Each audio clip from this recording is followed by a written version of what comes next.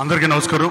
పెద్దలు జిల్లా పార్టీ అధ్యక్షులు నారాయణ గారికి, వరల రామయ్య గారికి, మంత్రి రవీంద్ర గారికి, సహచర శాసనసభ్యులందరికీ, వేదిక మీద ఉన్న తెలుగుదేశం పార్టీ కుటుంబ సభ్యులందరికీ నా హృదయపూర్వక నమస్కారాలు తెలియజేస్తూ, మీ అందరికి ఆకలేస్తూ ఉంటుంది. ఇక్కడ ఇప్పటికే 2-3 గంటల నుంచి నీ ఇసుగుపుట్టుంటుంది. నేను 2-3 నిమిషాల్లో మాట్లాడి ముగిస్తా. ఎన్టీ రామారావు స్థాపించిన ఈ పార్టీ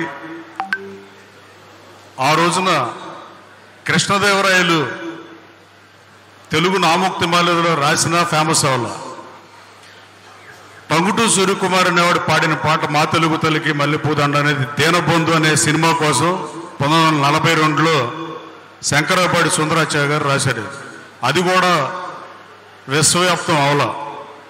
అలాగే మన దేశం సినిమాతో సినిమా నటుడుగా సినీ జీవితాన్ని మొదలెట్టి నా దేశంతో ఆపేసి తెలుగుదేశం పార్టీ పెట్టి ఉండకుండా మిగతా సినిమా నటుల్లాగానే రిటైర్ అయిపోయి ఉంటే ఎన్టీ రామారావు గారు ప్రజల హృదయాల్లో చిరస్మరణీయుడిగా మరణం లేని జనం ఉన్నాడు కొంతమంది ఉంటారు. అట్లాంటి చిరస్మరణీయుడిగా ఉండేవాడు కాదేమో అనటంలో సందేహం లేదని నేను భావిస్తున్నా వ్యక్తిగతంగా.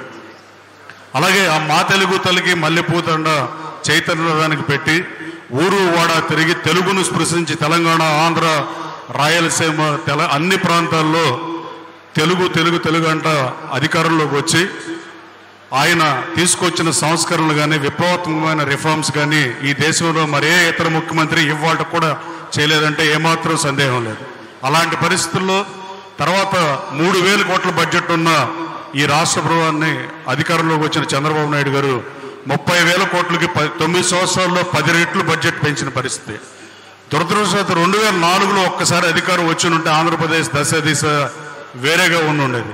అలాగే చంద్రబాబు నాయుడు గారికి కూడా తెలుగుని విశ్వవ్యాప్తం చేసి మద్రాసుని తెలుగుని తీసుకొచ్చినాక తెలుగు మృత భాష అయ్యే పరిస్థితులు, జగన్మోహన్ రెడ్డి గారి ప్రభుత్వం తెలుగు పట్ల వచ్చిన నిర్లక్ష్య వైఖరి, వీటి నుంచి తెలుగును కాపాడదాకి మొన్న బడ్జెట్లో 10 కోట్ల రూపాయలు కేటాయించినందుకు ముఖ్యమంత్రి గారికి ధన్యవాదాలు తెలియజేస్తూ, అలాగే యువగళంలో 20 లక్షల మందికి ఉద్యోగ ఉపాధి అవకాశాలు కల్పించే లక్ష్యంగా పనిచేస్తా తన శాఖ కాకపోయినా పరిశ్రమలు తీసుకొచ్చి నిరుద్యోగ యువతకు ఉపాధి అవకాశాలు కల్పించడం లక్ష్యంగా, అలాగే కార్యకర్తలకి చనిపోతే 5 లక్షల బీమా సౌకర్యం ఇవన్నీ చేస్తున్న లోకేష్ బాబు కూడా ధన్యవాదాలు తెలియజేస్తూ, ఈ కృష్ణా జిల్లా గురించి గన్నవరం నియోజకవర్గంలో ఉన్న సమస్యల గురించి ఎంపీ నారాయణ గారికి, జిల్లా పార్టీ అధ్యక్షుడు మాజీ ఎంపీకి నేను ఆల్రెడీ మొన్న గన్నవరంలో చెప్పాను. మళ్ళీ అదే చెప్పడం అనవసరం నేను భావిస్తూ కృష్ణా జిల్లా గురించి 2 ముక్కలు చెప్తాం అనుకుంటున్నా.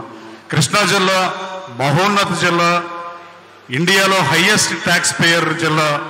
1925కు ముందు రాజమండ్రి నుంచి అటు మునుగోడు వరకు ఇటు పల్నాడు వరకు ఉన్న ఈ జిల్లా ప్రాశస్త్యాన్ని జిల్లా పరిషత్ మీటింగ్లో అడిగా. మీరు చరిత్రను రాసి మహానుభావుల విగ్రహాలు పెడితే జిల్లా పరిషత్ మీటింగ్కి వస్తా, లేకపోతే ఇక నన్ను పిలవబాకండి అని చెప్పా. అలాంటి జిల్లా డెల్టా ఫామ్ అయ్యి అసలు ఆర్థర్ కాటన్కి ఏం ప్రాంతీయ విభేదాలు లేవు.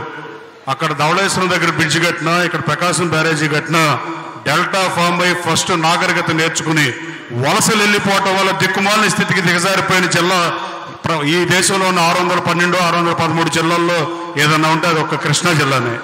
అలాగే స్వాతంత్రానికి ముందే మట్నూరు కృష్ణారావు ఆంధ్రపత్రిక పెట్టిన, అలాగే కవి సామ్రాట్ విశ్వనాథ సత్యనారాయణ సాహిత్యంలో ఉన్న, కానీ ప్రజల కోసం పరోపకారం ఏదో శరీరాన్ని బతికిన మహానుభావులు ఉన్న జిల్లా ఇది.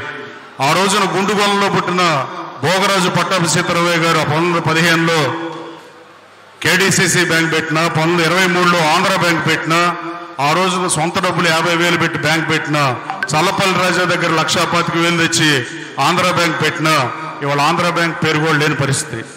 ఏఐసిసి అధ్యక్షుడు కూడా స్వాతంత్రం వచ్చిన టైంలో ఉంది బందరవాసి భోగరాజు పట్టాభి సీతారామయ్య. అయినా కూడా దేశంలో 2 మున్సిపాలిటీలు ఉన్నప్పుడు భీమునిపట్నం, మచిలీపట్నం, ఈ 2 పోర్చుగీస్ వాళ్ళు, ఫ్రెంచ్ వాళ్ళు, డచ్ వాళ్ళు, బ్రిటిష్ వాళ్ళు ఎంతమంది వచ్చినా ఈ 2 మున్సిపాలిటీల్లో కూడా 1,00,000 పైబడి జనాభా ఉన్న మచిలీపట్నం, 5,000 విజయవాడలో జనం ఉన్నప్పుడు అట్టున్న. అలాగే మహానుభావులు భోగరాజు పట్టాభి సీతారామయ్య గారు కానీ, ఐదేవర కాళేశ్వరరావు గారు కానీ, అలాగే బడుగు బలహీన వర్గాలకి రాజకీయ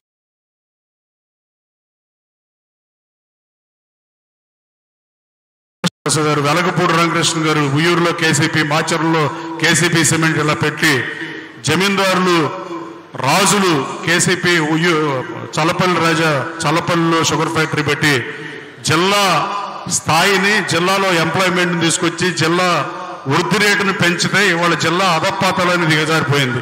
దేశంలో హైయెస్ట్ ట్యాక్స్ కట్టిన ఈ జిల్లా ఇవాళ ఆఖరికి ఏ స్థానంలో ఉన్నామో కూడా తెలియని పరిస్థితిలో కృష్ణా జిల్లా ఉంది. దీనికి ఒకే ఒక మార్గం, అన్ని నియోజకవర్గాల్లో పారిశ్రామికంగా అభివృద్ధి చెందితే తప్ప. తొలితరం పారిశ్రామికవేత్తలు అందరూ కోయంబత్తూరు, హైదరాబాద్ వెళ్ళిపోయారు. రెండో జనరేషన్ పారిశ్రామికవేత్తలు కూడా రాజధాని హైదరాబాద్ అని విజయ్ ఎల్ట్రేస్ రమేష్ గారు ఎవరైనా కానీ ఏ ఇండస్ట్రీస్ అయినా ఈ జిల్లా నుంచి పక్క జిల్లాలకు వెళ్ళిన పరిస్థితి, పక్క దేశాలకు వెళ్ళిన పరిస్థితి. మళ్ళీ జిల్లాకి పూర్వవైభవం రావాలంటే ఈ ఎంఎస్ఎంఈ పార్క్ 50 ఎకరాలు 70 ఎకరాలు సోదరుడు రాము అడిగినట్టుగా 100 ఎకరాలు కాకుండా ఒక 500 ఎకరాల నుంచి 1000 ఎకరాలకు తగ్గకుండా ఈ 6 నియోజకవర్గాల్లో మీరు గనక పార్క్, ఇండస్ట్రియల్ పార్క్ ఏర్పాటు చేసి ఈ నియోజకవర్గం నుంచి ఏ నియోజకవర్గం నుంచి అయినా ఐటీ జాబులు తప్ప ఏ జాబ్ వాళ్ళు వలస వెళ్లకుండా ఉండే పరిస్థితి వస్తే తప్ప ఈ జిల్లా మనుగడ ప్రశ్నార్థకం అవుతుంది. దీంట్లో ఏమాత్రం సందేహం లేదు. నేను రాజకీయాల కోసం చెప్పట్లా. ఈ జిల్లా అభివృద్ధి చేయదలుచుకుంటే ఈ జిల్లా కమిటీ తీర్మానాల్లో ముఖ్యంగా మీరు పెట్టాల్సింది ఈ 6-7 నియోజకవర్గాల్లో పరిశ్రమల స్థాపనే ధ్యేయంగా. మా మల్లవల్లి పారిశ్రామిక కారిడార్లో 200 కంపెనీలు రాబోతున్నాయి. 300 వచ్చిన ఆశ్చర్యపోయిన పరిస్థితి. సుప్రీం సొల్యూషన్స్ నేను 300 కోట్లు ఇన్వెస్ట్ చేస్తానంటే నేను ల్యాండ్ ఇవ్వలేని పరిస్థితి. త్రిపుల్ ఐటీ గచ్చిబౌలితో నేను మాట్లాడుకుని గన్నవరంలో శాఖ పెట్టిద్దామంటే ఇంటర్నేషనల్ త్రిపుల్ ఐటీ, మామూలు త్రిపుల్ ఐటీ కాదు అది. దాన్ని తీసుకొద్దామంటే 30 ఎకరాల ల్యాండ్ నేను చూపించలేకపోయా. దానికి చాలా సిగ్గుపడుతున్నా. ఇలాంటి పరిస్థితుల్లో ఈ జిల్లా సర్వతోముఖాభివృద్ధికి పాటుపడదాం అనుకునే సహచర శాసనసభ్యులు కానీ, మంత్రి గారు కానీ ఎవరైనా చంద్రబాబు నాయుడు గారి దృష్టికి శాసనసభ్యులు అందరూ 7 కలిసి వెళ్ళి ఈ జిల్లాలో పరిశ్రమలు తీసుకురాపోతే ఎన్టీఆర్ పుట్టిన జిల్లా, దేశంలో హైయెస్ట్ ట్యాక్స్ పేయర్గా ఉన్న జిల్లా, రాష్ట్రానికి రాజకీయం నేర్పించిన జిల్లా అధపాతాలని దిగిపోతుందంటలో ఏమాత్రం సందేహం లేదు. ఎలా అయితే మచిలీపట్నం స్థాయిని దిగజారిపోయి దేశంలో 2 మున్సిపాలిటీలు ఉన్న మచిలీపట్నం వాడు ఏ స్థాయిలో ఉందో లెక్కలేని పరిస్థితి. అట్లాంటి పరిస్థితి ఈ జిల్లాకి పట్టకూడదని మనస్ఫూర్తిగా నమ్ముతూ ఈ జిల్లా వాళ్లే ఎన్ఆర్ఐలు ఎక్కువ మంది ఉన్న పరిస్థితి, ఈ జిల్లా వాళ్లే డాక్టర్లుగా 50 ఏళ్ళ క్రితం వెళ్ళిన పరిస్థితి. తర్వాత సర్కారు జిల్లాలు 4 అయితే గుంటూరు, కృష్ణా, ఈస్ట్, వెస్ట్గా 2025లో విడిపోతే ఇవాళ మొన్న మధ్య రాష్ట్రం విడిపోదా ఉన్నప్పుడు ఒక ఆయన రాయల్ తెలంగాణ కావాలన్నాడు, ఒక ఆయన రాయల్ తెలంగాణ కావాలన్నాడు, ఒక ఆయన ఉత్తరాంధ్ర కావాలన్నాడు, ఇంకొక ఆయన నెల్లూరు కూడా కలపమని అడిగారు ఒంగోలు దాకా. దురదృష్టం ఏంటంటే ఎవరు అడగని 4 జిల్లాలు ఎవరంటే మనమే. కృష్ణా, గుంటూరు, ఈస్ట్, వెస్ట్ ని కనీసం మీరు మాతో ఉండండిరా బాబు అని అడిగినాడు కూడా లేదు ఆ సమైక్యాంధ్ర ఉద్యమం టైంలో. అలాంటి పరిస్థితిలో ఉన్న ఈ జిల్లాని మళ్ళీ డెవలప్ చేయడానికి సహచర శాసనసభ్యులు మద్దతు కూడా కోరుతూ, గౌరవ ముఖ్యమంత్రి గారు తలుచుకుంటే తప్ప ఇది సాధ్యం కాదు. రాబోయే కాలంలో ఎట్టి పరిశ్రమ స్థాపన ధ్యేయంగా పనిచేయాలి, సిఆర్డీఏ పరిధిలోకి తేవాలని ఇంకా చాలా మాట్లాడచ్చు కానీ మీ అందరికి ఆకలేస్తూ ఉంటుంది.